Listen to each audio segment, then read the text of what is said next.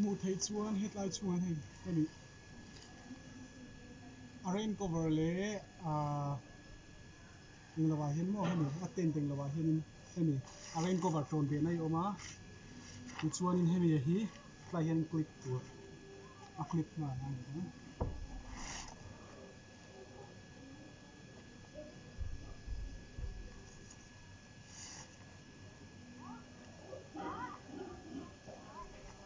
Yun na hianin setting set up ringot katiwang hianin hemi rain cover hi hemi I attend angul ani ang chu hemi hin katron bit kher lawana kina thia leng hala ngai don wagi hemi rain cover hi hemi attend angul leng lawa hana I atron be angai ta mo heta achunga le akila hianin pat akil tina hin pakha thin tron be oma de chonin hemi in mu theyang hianin hetlai amunga hian hemi hi akai mal na hi boka hu ki ngal boka ni set up chu ni ta ta yen ta ventilation pakhathi oma kongkhar pakhat oma 3% tent Quechua 3% tent ani ti chuan in close in kanin hu tir anga to na ka kan kai zo chu ni ta ti chuan in hu thei chuan in hetlai hianin hei hi win ani ang chu thi ve la tanga kai na mo ani ta court ta hianin tent pack hi ron chom ngal boka tent pack hi adai tur hian in ron chom ati chuan in tlain mu chuan in abeka hi hei an ron upgrade 2020 model ani ta hi hemi tuna 10 Quechua arpenas 3% 10 thi 2020 model tharani chu ta chuan an ron upgrade na sakhom mai hei abeka ti mai ang apau chate po hi thata kin ron upgrade ti ai jang khai jok in ron siam boka tiang khanin hi ama lo le harsa tak tak khai heta hian hu chuan in hei hi hu kan ta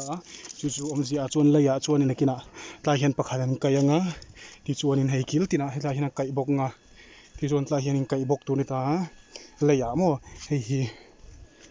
hemi hi ti hian in kai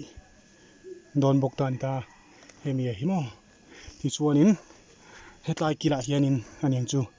hemi aten ta hi hemi hi hei in hu thei chun tla hian hei akai na turom le bok hemi hi englo webbing strap anga hianin hemi webbing cord anga hen mo heta hianin leya ti hianin I ten pack hianin an kil le bok chuanin kan phun hetani ber chu ten thi kan phun het dona chumia chuanin thi po lo tle ma se khana veng dona ti zoi tla hianin hu kom le hemi hi kil tina henom le ngai tlai kila hen hi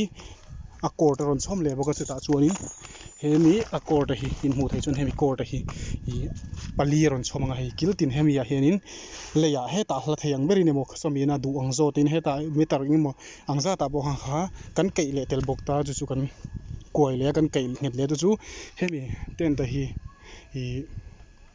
thlipui engang point lo tle na ma se ron chem ma se thlipui na a chem thuk mai lo le a chem sun lo na ta na ti ni ta mo chu I chu wang chuanin hemi win